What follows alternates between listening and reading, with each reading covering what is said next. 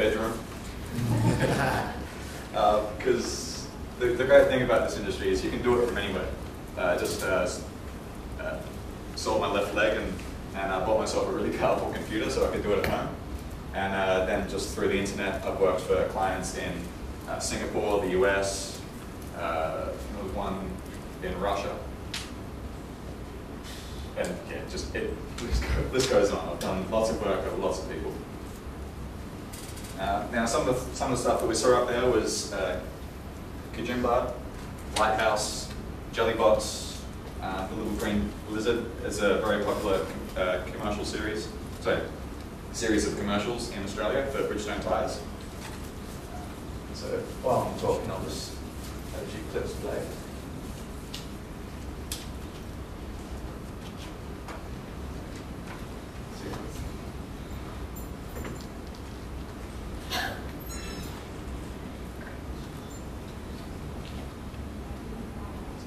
What I'll talk about now is not so much animating in Blender, but just animation in general, like the principles behind it and developing the eye for it, like how people move, why they move, all that sort of thing.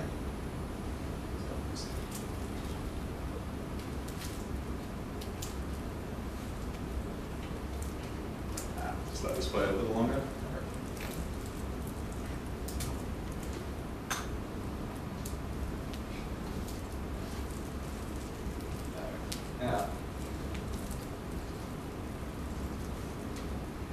What I like to call the animator's eye is a way of looking at things as an animator. Like when I see someone walking down the street, I don't see a person walking down the street. I see foot placements, the way it rolls, the way the weight gets caught, the emotion in their walk, in their body language, and how that all is. I'm not even looking at the person. I could stare at someone walking for about 5 minutes, and you can ask me what colour t-shirt they wear. Wouldn't have a clue. It does get me in trouble sometimes, though. Like if I'm out with my girlfriend and another girl walks past. Just, what are you doing? So, oh, sorry, I was looking at a hip rotation. It just gives me this blank look. So yeah, I can never really look at anything or anyone moving again without kind of breaking it down to all the different emotions and movements and everything that gives it that. Now, my wonderful artwork. I'm an animator, not a drawer. Anyone want to take a guess at how many characters are up here? One? What if I said 3?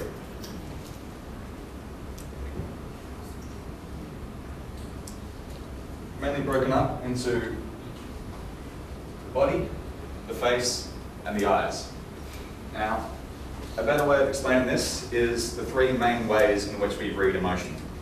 Now, what I've been teaching the parrot guys upstairs is about reading the 3 emotions of peripheral, focused, and subtle. Now, peripheral vision, so peripheral vision means like what you can see out of the side of your eye. You know it's there, but you're not really looking at it. So that's what mainly comes from the body, like the stance that they're in. A good way to explain this is, I'll just kind of hide from you guys. You can't see my face, you can't see my emotion. But I'm looking a little sad now, because now I'm all proud. You can't see my face, you can't see anything else except my body, but you can tell the emotion in me, just from the shape of my body and my body language. The same as walking. If I was just walking across the stage, it's kind of a normal walk, or it's a bit of a strut. Angry walk, like he's determined, going somewhere. It all comes from the body and the body language. Next one would be focused animation. It's in the face. It's where we're trained to look. Now, it's not always in the face. That's just where it generally is. It can also be like where you're pointing or where the character is throwing the focus. So if I did this, where were we all looking? Looking at my foot? Anyone notice I was sticking my tongue out? It's that sort of thing. So it's how we've grown up to look. Like when you're talking to someone, you look at them in the eye. That brings us to the subtle emotion, mainly shown from the eyes. the shape of the eyes, how fast they're looking. Can also be from little twitches in the body.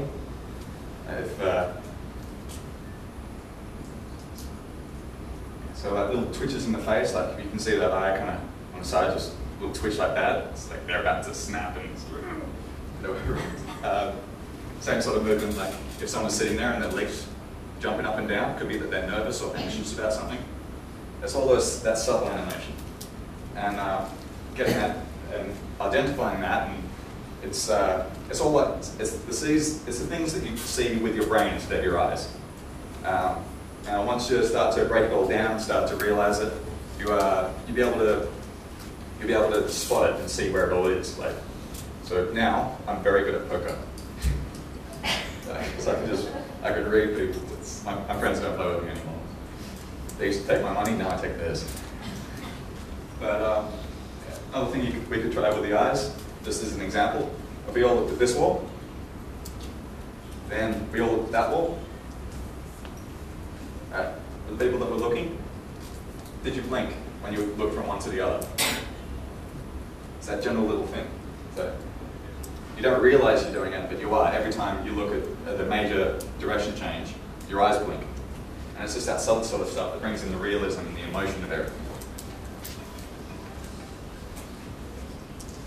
And once we learn how to see everything in that, we learn how to identify it and break it down. So the difference between someone, well, a normal person, like an animator or an actor, actors are very good at this as well, is that if you ask someone, why is that person looking sad? Or how does that person look? And they go, oh, they're looking sad. So, well, can you tell me why? They might get the basics like, oh no, they've got their head in their hands. And so then you can say to them, well, I'm looking at it and I'm seeing that they're excited. Then they look at it again and go, oh, yeah, you're right, they are looking. They are looking a little excited. And say, okay, so tell me why. They just stare at the person and say, I don't know, I just feel that they are. An animator and an actor will be able to look at that person and be able to show and be able to tell you that they can see their eyes kind of darting around, or their feet just jittering a little bit.